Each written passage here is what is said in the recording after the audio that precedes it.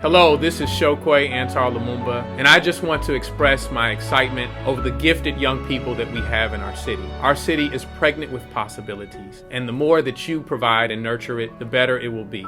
Thank you, and continue your good work. In the United States today, 44 million working households, representing 90 million people, struggle to pay their bills each month.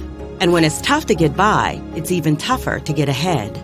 At the Rockefeller Foundation, we believe we can lift up nearly 5 million low-wage workers by 2025, reducing economic inequality for those that need it most. We will continue to work for and with America's workers, facing economic challenges head-on, because everyone deserves the chance to thrive.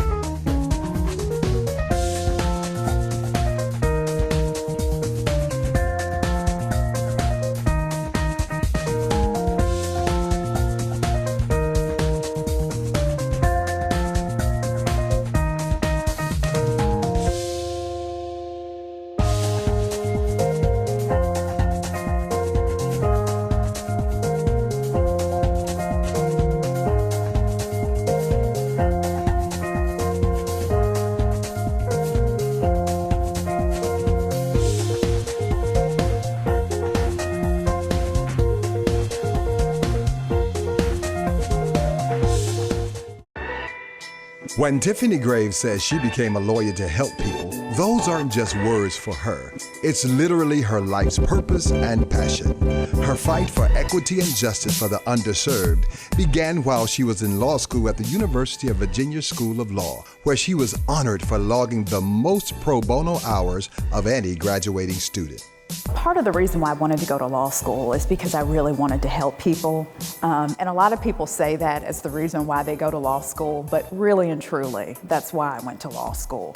Immediately before going to law school, I worked as an academic counselor with an Upward Bound program. And you know, if you're not familiar with those programs, you know, you kind of serve as a traveling guidance counselor for all intents and purposes to work with, youth who are considered at risk, although I never considered the students I worked with, I never gave them that label, but nevertheless, working with them and seeing some of the issues that they faced at home and at school was really one of the things that prompted me to consider a career in public interest law. And what I found in law school is how you can get the experiences with kind of helping people is through pro bono work. Her work of helping marginalized and low-income individuals continued to expand after marrying her husband, James, and moving to Mississippi. Tiffany worked with the Mississippi Center for Justice, led the Mississippi Volunteer Lawyers Project, and the Mississippi Access to Justice Commission. I've known Tiffany for a number of years professionally. She has been active in pro bono work in Mississippi for several years and was formerly the director of the Mississippi Commission for Access to Justice, and before that was the director of the Mississippi Volunteer Lawyers Project. So I had worked with her when she was with those organizations, helping connect our firm and people who wanted to do pro bono work with people who needed lawyers. And her organizations always were very helpful with getting that to happen. Tiffany has received multiple awards and national recognitions for her commitment to pro bono and equalizing the civil justice system. In 2018, she was tapped by law firm Bradley, Arant, Boat & Cummings, LLP, as their first ever national pro bono counsel. So a pro bono counsel position is a fairly unique position at a law firm. And there are actually only now 2 law firms in Mississippi that even have that position. And the idea behind it is to have the full-time person who's working within the firm to try to get as many people as possible doing pro bono work, understanding that a law firm is a business and that you're there to make profits, but as lawyers we also have an obligation to give back to our communities as much as possible. Since Tiffany has joined us in this capacity, we've had better partnerships with organizations in our communities that we weren't working with before. So we have offices in Birmingham and Nashville and Tampa and Houston and Dallas and Charlotte and Washington, D.C. and several others in Alabama as well as Jackson.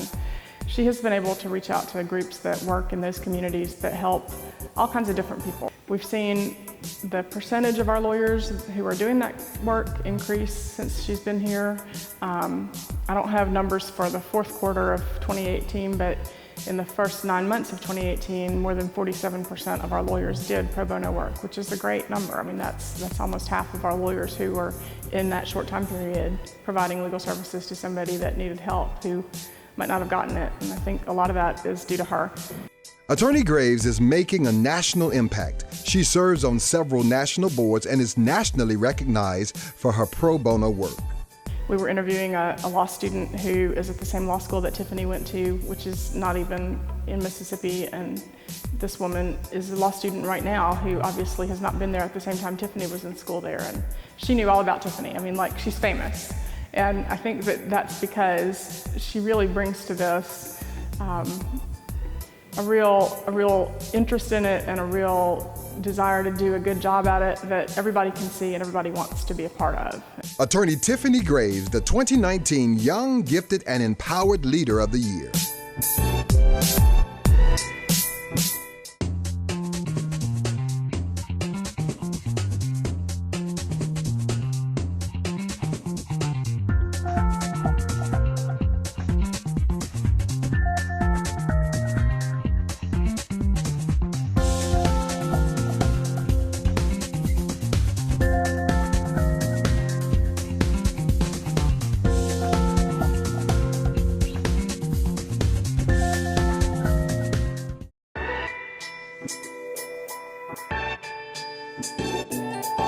When CJ Rhodes was called to preach the gospel at the age of 18, he had no idea that he would one day be the youngest pastor of Jackson's oldest church. Here I was at that time, 28 years old, pastoring folks who were old enough for my grandparents. But the Lord worked it out in that way. Dating back to 1835, Mount Helm has a rich tradition of worship, witness, and service to God and humanity. This historic church has persevered for nearly 200 years.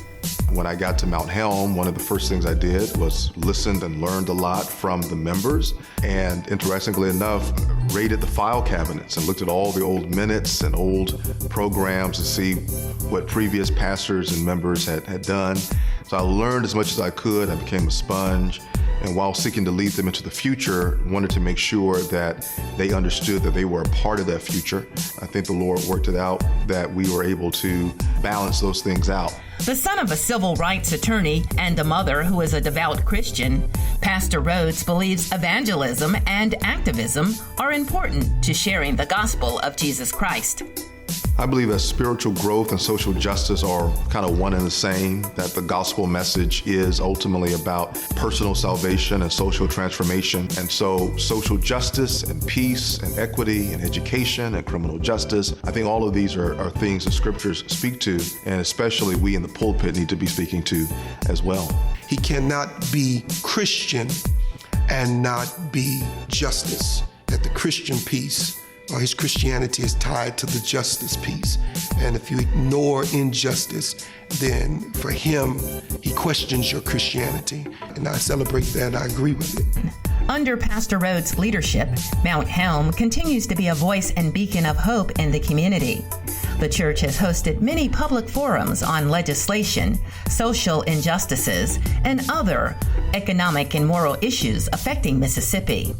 In 2016, the church, in partnership with the city of Jackson, opened Mount Helm's Place, an 88 townhome affordable housing project in the historic Farish Street district. And so we shepherded it from pretty much start to finish. At that time, Mayor Harvey Johnson came to us and said, would you consider partnering with us to help make this come to being? And that was a labor of love, trying to make sure you get all these different voices at the table, working together, making sure that we did gentrify the neighborhood by pushing people out, while also providing the kind of housing that anybody, regardless of income, will want to live in. And I think that's really given the neighborhood a facelift. I think we're witnessing one of the greatest leaders that the city of Jackson and the state of Mississippi, maybe even the South region, is having an opportunity to actually watch grow. We're all watching him grow. He's so intelligent, he's so anointed, he's so gifted, he can go anywhere and be successful.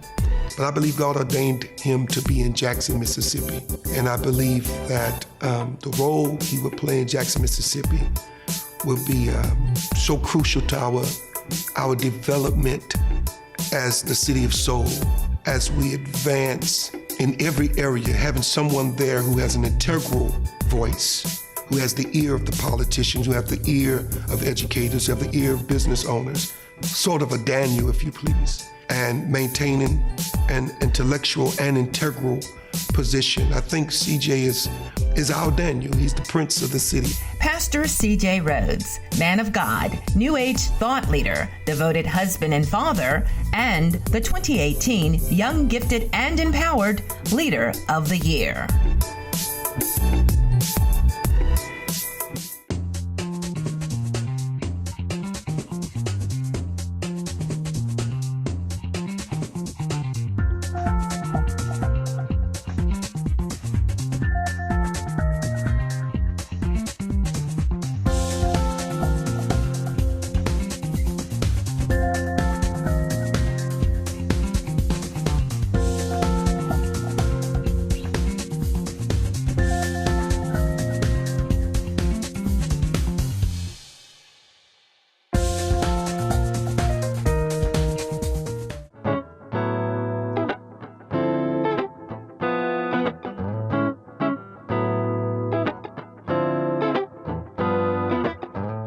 Growing up in Jackson, Mississippi was pretty cool in the art scene. I've always known that I wanted to be an artist, and I asked my mother to enroll me into APAC, which is Academic and Performing Arts Complex. And there they study printmaking, photography, dance, sculpture, any form of art. So I always knew I wanted to draw and paint and all that. So I was fortunate enough to pass the test, and next thing I knew, I was in APAC, Academic and Performing Arts Art Department. So the art scene was pretty cool in Jackson, Mississippi. I remember growing up and being right next door to the Mississippi Museum of Art and being able to go see all the cool exhibits. It was very cool and creative to be around like-minded individuals and kind of do our thing. I had no idea that I would be doing photography full-time growing up. I knew I wanted to draw and paint, and my classmates used to always tell me, man, you're gonna be famous one day. And I'm thinking to myself, like, that's not possible. All artists I know that are famous are dead. So it was pretty ironic for me actually to make a name for myself and be living and doing what I enjoy to do. The one thing that made me say, I'm gonna go for it and live for my dreams was when I was working in corporate America and driving an hour commute one way every day with no traffic, and leaving there and going after work and doing what I love to do was to draw. But this one experience where I was racially profiled in a small town called Cedartown, Georgia, and the cops pulled me over. I had recently gotten into a car accident, so I was in a rental car. And the cop asked me to sit in the back seat of the car. And, I asked him, was I speeding? I wasn't doing anything wrong. I told him I worked down the street. He didn't believe me, and he called my boss. I told him, that was really the straw that broke the camel's back. Was when that happened, I knew that, I needed to move on, and that was God's way of telling me, this wasn't for me. And I haven't looked back since. The moment I knew I was on my way would have to be when I traveled to LA to shoot the first segment or the first series of my alter ego project. It was very surreal because I was traveling to LA. I shot celebrities back to back within hour intervals, and I met like iconic legends that were doing my project, the alter ego, like Shaka Khan, Lisa Ray, Rockman Dunbar, Kelly Rowland, Michelle Williams. You know, once I had that experience and I saw how tangible it was and how fast-paced it was and how quickly things were happening, I pretty much knew that I was onto something. I have a lot of memorable shoots, so I can't really say that one was more memorable than the other. I remember shooting Gabby Douglas right after she won the Olympics, and they flew her into New York, and the paparazzi was outside. I literally had 10 to 15 minutes to shoot her. I remember shooting Nicki Minaj before her first project came out, inspired from the alter ego collection that I did of her taking over New York City, riding a helicopter the day before, taking scenery pictures. I remember shooting Shaka Khan. The set caught on fire, and she joked it off and said she was so hot that she started a fire. You know, I remember shooting Brandy in the desert, alter ego. There's so many memorable experiences that I have experienced through this medium. I was talking to a good friend of mine, Aisha Beecham. She's a celebrity makeup artist, and you know, I had told her that I wanted to start doing videos, and other directors had emerged, and she was like, okay, are you gonna let it come and go, or are you gonna try to attempt it? So Chrisette Michelle hit me up about a photo shoot. Coming back, she had just chopped her hair off and she wanted to capture it. And she was like, I need some images to capture me in the most flattering light, beautiful light. So I propositioned her and I was like, okay, let me do your first video or your first visuals to it. And you know, we shot charades in my small studio, and it was a breath of fresh air. It was very creative. It was effortlessly done. Her energy was great. It was like moving pictures. There's not just one thing that inspires me as an artist. Everything inspires me as an artist. You know, that may mean magazine covers, that may mean billboards, it may mean somebody walking down the street, a footprint, a leaf, anything that comes across my eyesight, I look at a different way, and I try to execute that and show the world what I see through my eyes. I would love for people to look at my work as the new generation Gordon Parks. I would love for my work to live past me. I would love for generations to have my images on their walls, in their kitchens, in their living rooms, and coffee table books. I want to live a long time after I'm gone.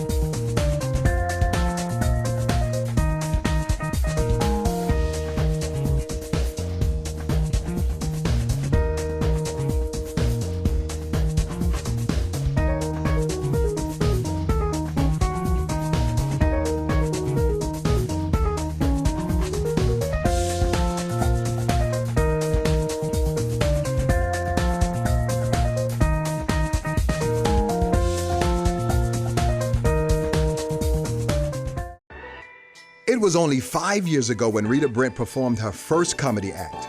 She took the stage surrounded by family and friends, and while she didn't think it was a great performance, something special happened that night. For most of my life, I've been a musician and an academic. And then, out of the blue, I was at an open mic at this place called Suite 106. People from Jackson might be familiar with it. I was at the open mic, and there were some guys there doing comedy. And I started getting chills, and the hair on my arms started rising. I said, what's happening? And I swear, God spoke to me. He sounded like Barry White, and he was like, you can do this. I was like, whoa, God, whoa. So 2 weeks later, I was on stage doing stand-up comedy. I did a 5-minute set that night, and I think I got paid $25. And I was like, well, this is just another stream of income to help me pay off my student loans. So I just decided to take it seriously 5 years ago.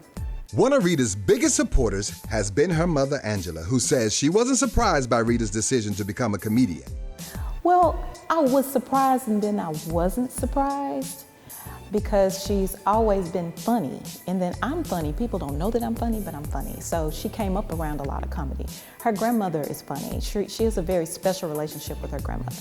And a lot of the things that her grandmother says, it's all funny, you know, so I was surprised and then I wasn't surprised because again, I was leaning on the drums or the music part of it. Since then, Rita has made great strides in the entertainment industry. She has shared the stage with some of the biggest names in stand-up comedy, including Ricky Smiley, Kevin Hart, and the late Dick Gregory. In 2016, she met comedian and radio personality Ricky Smiley, and he took her under his wings as a mentee. She often tours with him on the Ricky Smiley and Friends tour. So what was it about her that made me want to give her a chance? She's humble, she's funny, she's professional, she's a Sarah, and she's lovable and cute, and I just absolutely love her. As a matter of fact, we spend time together, we go out on the boat, we really kick it. So I love her, and she's one of my favorite Sarah ever. And I just absolutely love her, so I add her to my little sister list. So that's what it is about her, because she's really sweet and she's a drummer, because I'm taking drum lessons now, so I'm trying to be just as good a drummer as her, so maybe she could teach me some lessons or whatever, but I'm really proud of her and glad to be working with her. Summer 2017, Rita decided to bet on herself and become a full-time comedian. Soon thereafter met comedy mogul Kevin Hart. She was featured on Heart of the City, Film True TV's Laugh Mob, Laugh Tracks, awarded first runner-up in the American Black Film Festival's Comedy Wings competition, performed at the Essence Festival 2018 as a main stage act, and the Just for Laughs Festival in Montreal, Canada. If I wanted to just look at her right now, I would just tell her how much I love her and how grateful I am for her journey. I would tell her to always remember her journey and share her journey as she goes higher, because just like somebody's journey helped her, her journey is going to help somebody. Comedian Rita Brent, the 2019 Young, Gifted, and Empowered Artist of the Year.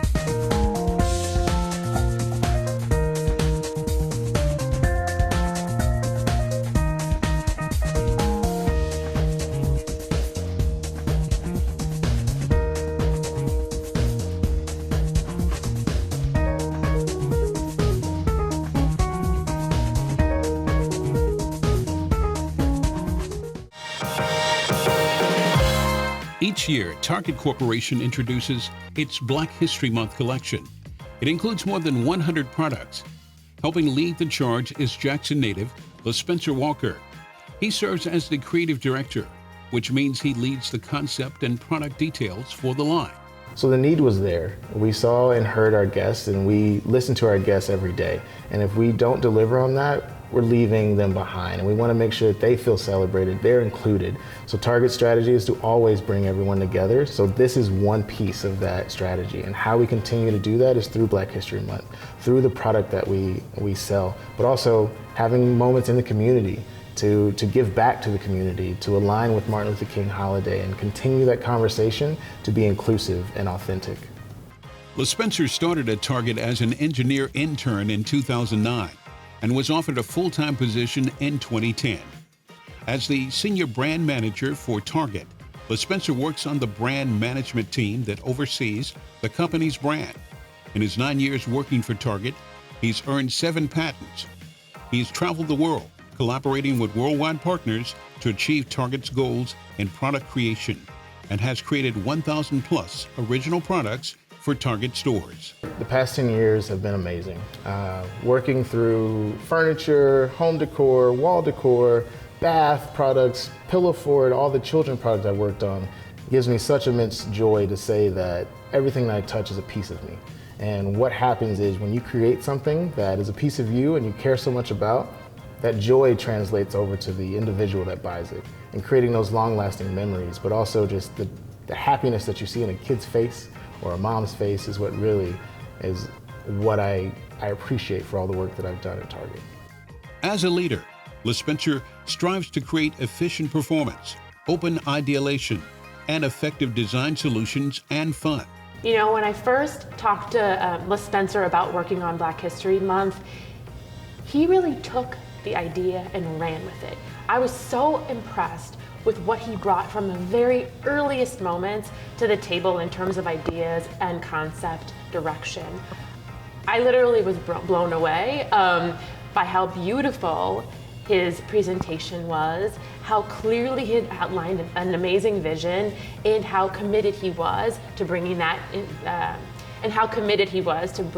vision to fruition. I really feel like he brought amazing leadership skills to the table right from the very beginning, and he's continued to follow through the past couple of years working on this in a way that just has blown me away. LaSpencer, who values his role as a husband and father of a 1-year-old daughter, takes creating products and experiences that will solve a problem and evoke joy seriously. He believes that in life, you either find a way or make a way. And I've been doing that for the rest of my life, and I will continue to do that. Being smart about my decisions, but also leading with passion. LaSpencer Walker, the 2020 Young, Gifted, and Empowered Leader of the Year.